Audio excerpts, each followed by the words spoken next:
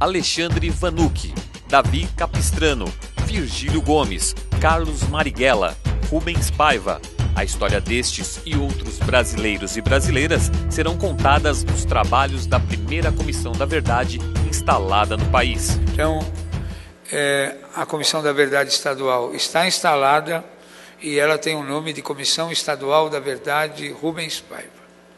Quero entregar ao Adriano, presidente da comissão, alguns documentos. Documento dos presos políticos de São Paulo de 1975, documentos dos presos políticos de Itamaracá de 75, documentos dos presos políticos de São Paulo de 77, de Curitiba, de Florianópolis. São alguns documentos que aqui tem denúncias. Na época, as pessoas ainda eram reféns da ditadura, contando os locais de tortura, os métodos de tortura, os torturadores, os mortos e desaparecidos e crimes cometidos com alguns presos que ainda estavam presos, sofrendo a repressão.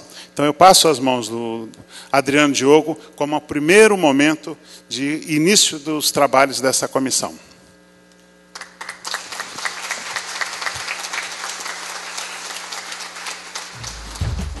A Comissão da Verdade do Estado de São Paulo foi criada no dia 1º de março, com o nome Rubens Paiva, em homenagem ao deputado assassinado pela ditadura. Ele mostrou quem fez o complô para derrubar o João Goulart. É o Rubens Paiva que fez. Sob forte emoção, os presentes falaram da importância desta comissão.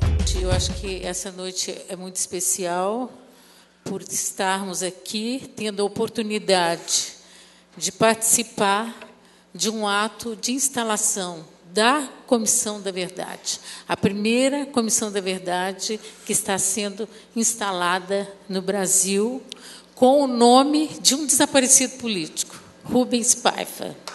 Nós queremos contar a história desse país a partir do drama mais monstruoso que é dos mortos e desaparecidos. Um filósofo americano falou o seguinte: o preço da liberdade é a eterna vigilância. Nós vamos partir para esta comissão sem espírito de vendetta, mas com espírito de prestigiar a verdade e a justiça. Muitos de nós teremos de ter a lucidez de enfrentar nesse processo figuras como o coronel Ustra reafirmar que não torturou, que nunca houve mortos sob tortura no DOI-CODE, sendo que nós sofremos pessoalmente as torturas praticadas com as próprias mãos de Ustra. Se tratar de uma comissão instalada dentro do Parlamento Estadual, demonstrando que se trata a produção da verdade de um tema pluripartidário que interessa a toda a sociedade brasileira. A família do deputado Rubens Paiva foi representada por sua filha Vera, que ressaltou a luta diária contra a violência do Estado. Agradecer em nome da família a honra de nomear essa comissão, né? Pena que a minha mãe, como alguém já disse, que lutou tanto pela verdade, pela memória, né, em nome de todos nós, não pode estar aqui hoje, né? E dizer que esperamos que este nome honre a vida perdida, mas recuperada por nós nesse momento, de tantos que lutaram pela justiça social e pela democracia. Se a gente não lembrar que a experiência da minha mãe e da minha família está cotidianamente se repetindo, né, pelo Brasil afora, pela justiça que não é justiça, pela polícia que não é polícia, defendendo a cidadania, né?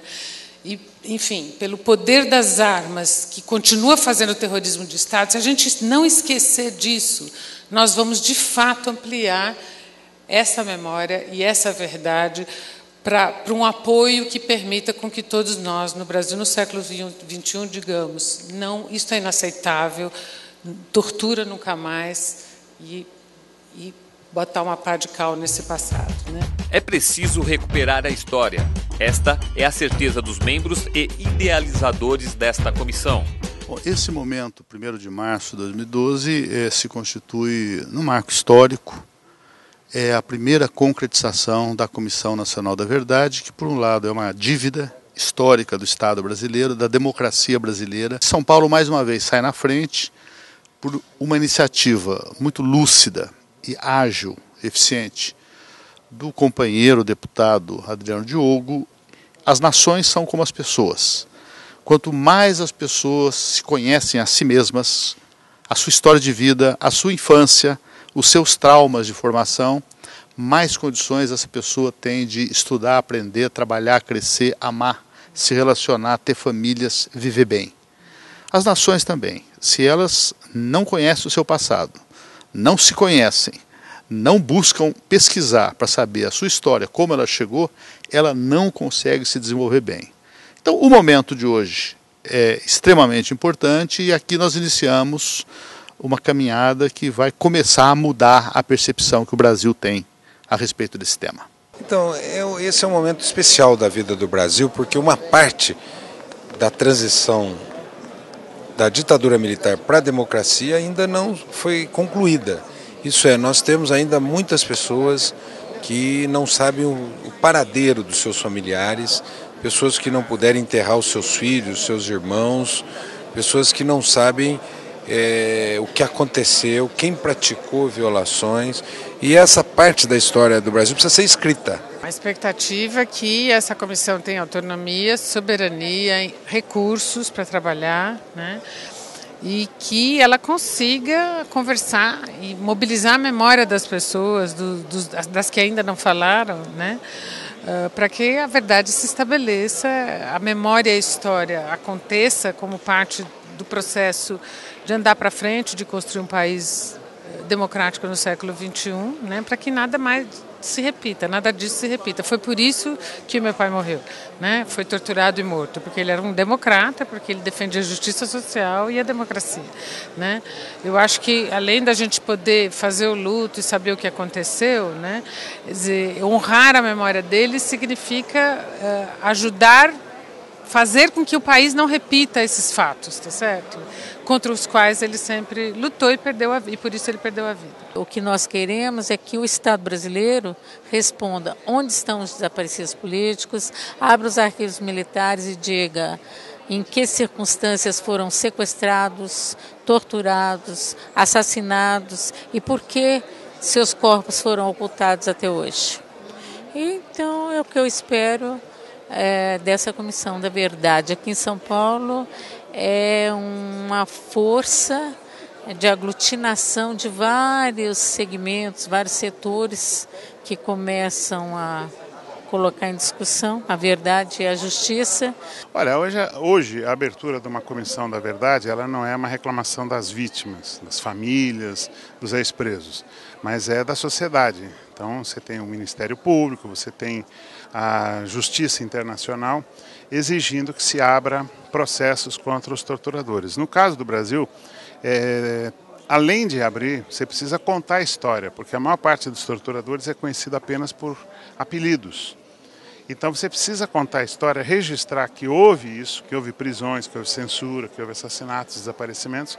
A gente só vai conhecer o passado se a gente realmente souber o que aconteceu naquela época e não mais ler nos livros de história só que o Brasil teve 4 governos militares. A gente precisa saber o que houve durante o período dos governos militares, como foi a sistemática da repressão que houve, quais foram as vítimas e principalmente onde estão as pessoas que até hoje a gente não sabe onde estão, que são os desaparecidos políticos. Eu acho que é importante recolocar a verdade, né, para que as futuras gerações, sem uma ideia de vendetta, de vingança, mas que as futuras gerações saibam o que realmente ocorreu, e em cima dos erros do passado e dos acertos também mostrar um novo caminho.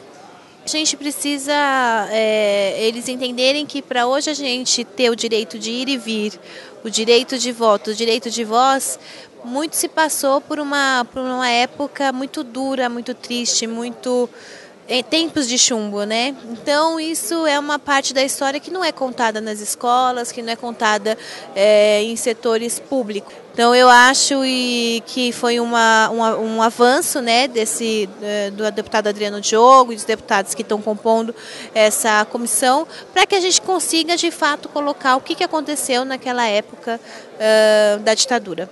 quanto mais a gente estudar, quanto mais a gente se aprofundar nesses estudos, mais a gente terá a possibilidade de que isto não se repita nunca mais. Esta sempre foi a minha perspectiva. Por isso que eu acho extremamente importante o lançamento da Comissão da Verdade, porque nós sabemos que chegamos até... Conseguimos descobrir muitas coisas, conseguimos que muitas coisas que nós não tínhamos conhecimento hoje viessem à tona, mas a existência de uma comissão, como a Comissão da Verdade, pode trazer à tona, inclusive, a paz para muitas famílias e muitas pessoas. O presidente da comissão, o deputado Adriano Diogo, avaliou o início dos trabalhos e apresentou os próximos passos da comissão. A expectativa é poder trabalhar, porque assim, é diferente. As pessoas imaginam que são os deputados. Isso não são os deputados. Isso é uma coisa que vai ter continuidade se tiver gente acordando, indo dormir, trabalhando o dia inteiro com autonomia para abrir documentos, para saber isso, para saber aquilo, entendeu?